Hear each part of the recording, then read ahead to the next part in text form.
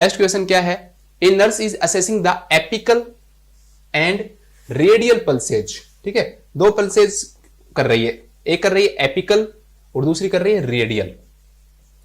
एक ऐसी पल्स है जो सिर्फ स्टेथोस्कोप से सुनी जाती है, क्या आएगा दोस्तों, ध्यान रखना। एपिकल पल्स कहां से सुनते हैं, एपेक्स से सुनते हैं, एपेक्स ऑफ हार्ट, हार्ट से सुनते हैं। ठीक है, किसका यूज करके सुनते हैं, स्टेथोस्कोप का यूज करके सुनते हैं। दूसरी बात कहां सुनते हैं, तो fourth and fifth intercostal space की मिड क्लेविकुलर लाइन। रट लिया होगा, अभी तक रट रहे होगे इसको, चलो एक बार और देख लेते हैं। इंटरकोस्टल स्पेस का मतलब क्या हो गया कि जो दो रिब्स है उनके बीच में जो स्पेस है दैट इज इंटरकोस्टल स्पेस। तो फोर्थ और जो फिफ्थ जो इंटरकोस्टल स्पेस है, जैसे पहली रिब्स तो इसके दूसरे के बीच में फर्स्ट इंटरकोस्टल स्पेस, ये दूसरी, ये तीसरी, ये चौथी और ये पांचवी। तो चौथी और पांचवी रिब्स के बीच में, ठीक है, ये पहली रिब्स मान लो, ये दूसरी, ये तीसरी, ये चौथी और पांचवी, तो चौथी और जो पांचवी जो रिब्स है उनके बीच में जो स्पेस होगा उसे हम क्या बोलेंगे, इंटर, मतलब कि दो के बीच में, इंटरनेशनल दो देशों के बीच में, इंटरकोस्टल दो कोस्टल के बीच में या दो रिब्स के बीच में, इंटरकोस्टल स्पेस के मतलब जगह, यहां पर। ये तो सोल्व हो गया होगा आप आईसीएस। तो इंटरकोस्टल स्पेस कहां होता है, दो रिब्स के बीच में। कौन कौन सी रिब्स दे रखी है, फोर्थ और फिफ्थ इंटरकोस्टल स्पेस दे रखा है, यहां पर सुन सकते हैं। लेकिन यहां पर भी कहा मिड क्लेविकुलर लाइन, यहां पर भी कहा mid clavicular line. Mid clavicular line जैसे ये मान लो मरीज है आपका, ठीक है, और इसकी यहां पर ये क्या है, क्लेविकल है, और क्लेविकल से आप सीधे क्या खींचोगे, बिल्कुल बीच में एक लाइन खींचोगे, फिर यहां पर आप फोर्थ और फिफ्थ इंटरकोस्टल स्पेस देखोगे, जहां पर वो जगह होगी वहां पर आप क्या लगाओगे, स्टेथोस्कोप का डायफ्राम लगाओगे। ठीक है, जैसे मान लो मेरा मान लो आप, ठीक है, मैं ये लेफ्ट साइड है, कहीं आपको वीडियो में उल्टा नहीं दिख रहा हो, ठीक है, ये लेफ्ट साइड है, इसके बीच में ये क्लेविकल बोन है, क्लेविकल बोन के बिल्कुल बीच में जो लाइन होगी मिड क्लेविकल हो जाएगा। तो मिड क्लेविकल से बिल्कुल सीधे एक लाइन खींचेंगे, क्लेविकल के बिल्कुल मिडिल, क्लेविकल बोन है उसके बिल्कुल बीच में क्या हो जाएगा, मिड क्लेविकल, उससे बिल्कुल सीधा हम आएंगे नीचे की साइड आके कहां तक आएंगे हम, जहां पर हमारा फोर्थ और फिफ्थ जो इंटरकोस्टल स्पेस है वहां पर हम स्टेथोस्कोप को लगाएंगे। लगाने के बाद हम उस हार्ट बीट को सुनेंगे, क्या कहलाएगी दोस्तों, एपिकल पल्स कहलाएगी। रेडियल पल्स तो आपको बताने की जरूरत है ही नहीं, ठीक है, ये जो अंगूठे की साइड जो ये पल्स आती है जो आपकी क्या कहलाती है, रेडियल पल्स आती है। इधर की साइड जो होती है दैट इज अल्नर पल्स। ठीक है, रेडियल जो होती है वो सबसे इजी होती है सुनने के अंदर, सबसे ज्यादा यूज भी कौन सी की जाती है, रेडियल पल्स ही की जाती है। तो ये दोनों चीजें आपको समझ में आ गई होगी कि एपिकल पल्स या रेडियल पल्स। इनसे क्वेश्चन भी आता है, एक क्वेश्चन आता है पल्स डेफिसिट। पल्स डेफिसिट क्या होता है दोस्तों, एक्चुअली में क्या है कि यहां की जो पल्स है, मतलब जो एपिकल जो पल्स है और रेडियल पल्स, ये बिल्कुल समान होनी चाहिए, बिल्कुल नॉर्मल होनी चाहिए। लेकिन अगर इनके बीच में कोई डिफरेंस आता है तो उसे पल्स डेफिसिट कहते हैं। Difference between apical and radial pulse, radial pulse is known as pulse deficit, is known as pulse deficit. तो एक चीज भी ध्यान रखना और आपको जानकर चल होगा, पल्स डेफिसिट ऐसे नहीं है कि पहले आपने यहां की देखी फिर आपकी यहां देखी, ज्यादातर मतलब होना ऐसा ही चाहिए कि पल्स डेफिसिट देखने के लिए दो ऑब्जर्वर होने चाहिए। एक ऑब्जर्वर उसी टाइम पर क्या देखेगा, एपिकल पल्स को ऑब्जर्व करेगा स्टेथोस्कोप से, और दूसरा आप रेडियल पल्स को देखेगा, ठीक है, पाल्पेशन के द्वारा। तो दोनों एक साथ देखे जाएंगे, फिर वो कहेगा कि भाई मेरी जो, वो एग्जाम्पल के रूप में मान लो वो कह रहा है कि मेरी तो 90 आ रही है एपिकल पल्स से, फिर वो कह रहा है यार आपकी 90 आ रही है, मेरी तो 70 आ रही है, मैंने यहां से देखा तो मेरी 70 आ रही है, दूसरा वाला कह रहा है मैंने यहां से देखा यार मेरे को तो 90 दिख रही है। अब इसकी पल्स 90 आई, इसकी प्लस कितनी आई, 70 आई, आनी चाहिए कितनी, बराबर। पल्स प्रेशर नॉर्मल कितना होता है, 0 होता है, ठीक है, सॉरी पल्स डेफिसिट नॉर्मल कितना होता है, 0 होता है। लेकिन यहां पर पल्स डेफिसिट कितना आ रहा है, 20 आ रहा है। देखो 90 में से 70 निकाल देंगे, 20 कह देंगे कि उस पेशेंट के अंदर पल्स डेफिसिट कितना आ रहा है दोस्तों, 20 आ रहा है। तो पल्स का मतलब पल्स हो गई, इन दोनों पल्स का, डेफिसिट का मतलब कमी हो गई, तो मतलब यहां से यहां तक पल्स पहुंचने में पल्स क्या हो गई, कम हो गई, क्या कहलाएगा, पल्स डेफिसिट। अभी भूलना मत, क्यों, क्योंकि इसमें दो कंफ्यूजन हो जाता है, एक बार पल्स प्रेशर आ जाता है, एक पल्स डेफिसिट आ जाता है, और आप उसमें क्या हो जाते हो, कंफ्यूज हो जाते हो। तो आपको सब कुछ सीधा समझना है, पल्स का मतलब पल्स और डेफिसिट मतलब कम, तो पल्स कम हो गई कहां तक, एपेक्स से लेकर कहां तक, रेडियल, तो क्या कहलाती है, रेडियल तक, तो क्या कहलाती है, पल्स डेफिसिट कहलाती है। तो एपिकल पल्स और रेडियल पल्स के बीच में जो डिफरेंस होता है that is known as pulse deficit. एक क्वेश्चन आता है पल्स प्रेशर, ये तो बिल्कुल सिंपल है, पल्स प्रेशर। प्रेशर का मतलब अब यहां पर सीधा ले लो ब्लड प्रेशर, ठीक है, तो systolic blood pressure, systolic blood pressure, systolic blood pressure minus diastolic blood pressure, diastolic blood pressure is known as pulse pressure. हम जानते हैं कि 120 में से हम 80 घटाते हैं तो कितने आते हैं, 40 आते हैं। तो पल्स प्रेशर कितना होना चाहिए दोस्तों, 40 होना चाहिए। यही क्या कहलाता है, पल्स प्रेशर। 120/80 आप नॉर्मल मतलब एक मानते हो, ठीक है, एवरेज माना जाता है, रेंज नहीं बता रहा मैं। एवरेज जो होता है वो 120/80 mm ऑफ Hg होता है। तो 120 सिस्टोलिक में से आप डायस्टोलिक को घटा दो, 120 में से 80 को घटाओगे तो कितने बचेंगे दोस्तों, 40 बचेंगे। तो 40 आपका क्या आ जाएगा दोस्तों, पल्स प्रेशर आ जाएगा। तो आप कंफ्यूज मत होना, आपको डेफिनेशन देगा कि पल्स डेफिसिट इज, और उसमें ये ऑप्शन 100% देगा कि difference between the systolic and diastolic blood pressure. तो आपको कंफ्यूज नहीं होना है। अब हमारे क्वेश्चन पे आते हैं, ये हमारी बेसिक नॉलेज हो गई।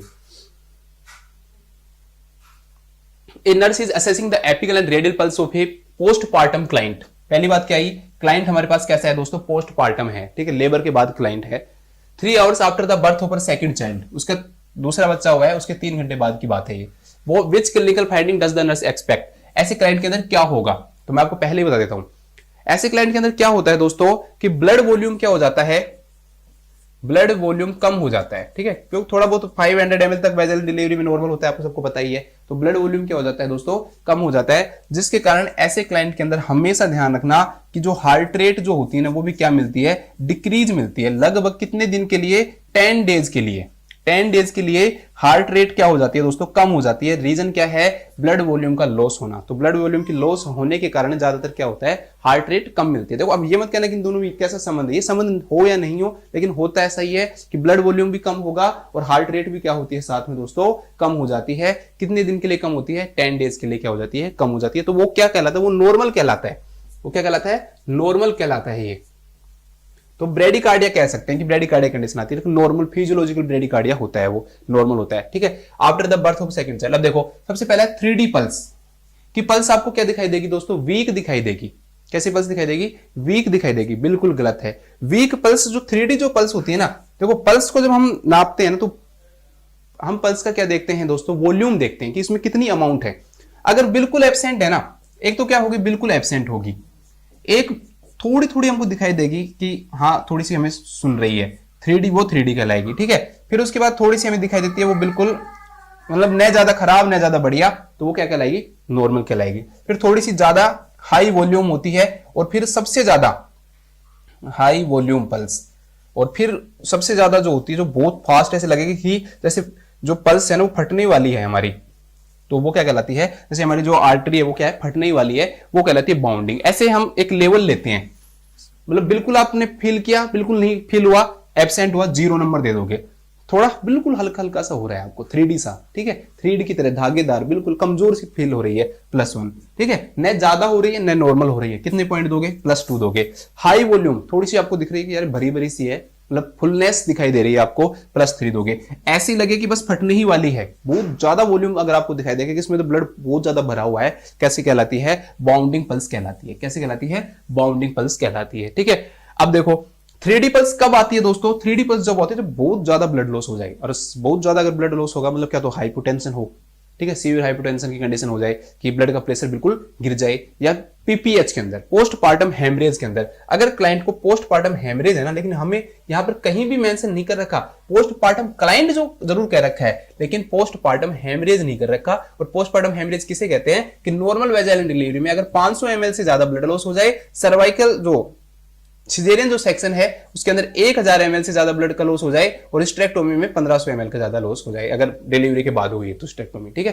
तो उससे ज्यादा हो जाए तो वो पीपीएच। उसके कारण क्या होता है, जब जितना ज्यादा ब्लड लॉस हो जाता है तो क्या होता है कि ब्लड का वॉल्यूम कम होगा, और उस ब्लड के वॉल्यूम के कम होने के कारण हमें थोड़ा सी पल्स क्या दिखाई देती है, 3D दिखाई देती है। तो 3D पल्स तो किस में दिखाई देती है दोस्तों, पीपीएच में दिखाई देती है। किस में दिखाई देती है, पीपीएच में दिखाई देती है। जबकि नॉर्मल में क्या दिखाई देती है, अगर मान लो पीपीएच नहीं हुआ और नॉर्मल डिलीवरी हुई है तो पीपीएच हमें नॉर्मल पल्स दिखाई देगी, लेकिन बस उसकी क्या होगी, उसकी जो इंटेंसिटी है वो क्या होगी, थोड़ी कम होगी। मतलब कि ऐसे मान लो कि जो नॉर्मल जो पल्स जो रेट जो होती है ना, पल्स रेट, वो क्या हो जाती है, कम हो जाती है, पल्स की रेट कम हो जाती है, ठीक है। रेट हम पढ़ते हैं, रिदम पढ़ते हैं, हम क्या पढ़ते हैं, वॉल्यूम पढ़ते हैं, ठीक है। तो उसकी रेट क्या हो जाती है, कम हो जाती है, लेकिन वॉल्यूम पे कोई फर्क नहीं पड़ता, और वॉल्यूम पे कोई फर्क नहीं पड़ता है उसमें। दूसरा स्लो हार्ट रेट, हाँ अभी हमने पढ़ा है कि हार्ट रेट क्या हो जाती है, स्लो हो जाती है। हमने अभी पढ़ा है कि हार्ट रेट क्या हो जाती है दोस्तों, कम हो जाती है लगभग 10 दिन के लिए। तो अभी तक ये हमारा ऑप्शन बिल्कुल हमारे लिए क्या आ रहा है, सही आ रहा है कि हार्ट रेट क्या हो जाती है, स्लो हो जाती है। Next bounding pulse.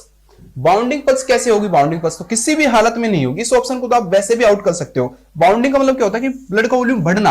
भाई पीपीएच हुआ, ब्लड का लॉस शुरू हुआ, ब्लड का वॉल्यूम बढ़ेगा थोड़ी, ब्लड का वॉल्यूम कभी भी नहीं बढ़ेगा। बाउंडिंग पल्स किस में देखने को मिलती है दोस्तों, बाउंडिंग पल्स जो देखने को मिलती है ना, वो हाइपरटेंशन में देखने को मिलती है। किसमें देखने को मिलती है, हाइपरटेंशन। अगर क्लाइंट को हाइपरटेंशन है ना, तब उसको क्या होगी, बाउंडिंग पल्स देखने को मिलेगी। नेक्स्ट है इररेगुलर हार्ट बीट। ठीक है, इसको हम क्या बोलते हैं, एरिदमिया या डिसरिदमिया भी बोलते हैं। ठीक है, एरिदमिया की कंडीशन जो है वो कभी भी प्रेगनेंसी के कारण नहीं आती है। वो कारण एरिदमिया तभी आता है दोस्तों जब कब कौन सी कंडीशन होती है, एरिदमिया की कंडीशन तभी देखने को मिलती है जब हार्ट क्या हो जाता है, कॉम्प्रोमाइज हो जाता है, हार्ट के अंदर कोई प्रॉब्लम हो जाएगी, तभी एरिदमिया या डिसरिदमिया देखने को मिलता है।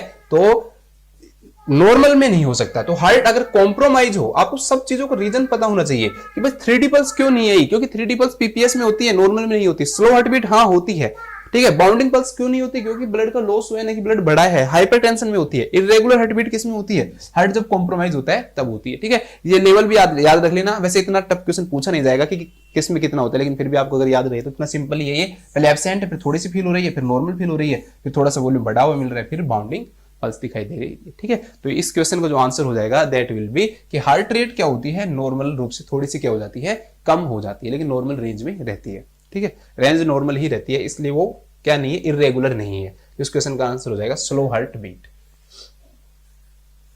नॉर्मल हार्ट रेट होती कितनी है, ये भी देख लो। नॉर्मल जो हार्ट रेट जो होती है दोस्तों, वो ऐसे नहीं कि 72 होती है, आप हमेशा पढ़ते हो 72, ये बिल्कुल गलत है। ध्यान रखना, हमेशा नॉर्मल हार्ट रेट 60 to 100 होती है। अगर किसी की 60 है तो भी नॉर्मल है, ऐसे नहीं है कि 72 बोल दे इसका मतलब 71 एबनॉर्मल हो गई, ये नहीं है। ठीक है, दैट इज एवरेज, वो क्या है, एक एवरेज है। ठीक है, लेकिन रेंज हमारे को पता होनी चाहिए, क्योंकि हम हॉस्पिटल में काम करते हैं, हमें पता होना चाहिए। ऐसे नहीं है कि सर इसके तो उतनी आ रही है, 65 आ रही है, एबनॉर्मल है, मैं तो 72 पढ़ के आया हूँ मैं तो वो गलत है। ठीक है, तो हार्ट रेट 60 to 100 होती है। अगर 60 से कम है हार्ट रेट तो that is known as bradycardia. क्या कहलाता है, ब्रेडिकार्डिया।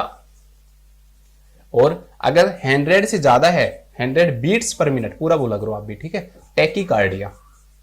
टैकीकार्डिया। आप अगर ब्रेडी और टैकी में कंफ्यूज हो रहे हैं तो आप देखो, इसको देखो, टी ऐसे लग रहा है जैसे ऐसे हो, तो बढ़ा हुआ होता है ये। ठीक है, आप टी ऐसे भी लिख सकते हो, टैकीकार्डिया, तो आपको ऐसे समझ में आ जाएगा। तो इस क्वेश्चन का आंसर आपको मिल गया कि हार्ट रेट क्या हो जाती है, स्लो हो जाती है। इसके बाद हम देखते हैं नेक्स्ट क्वेश्चन।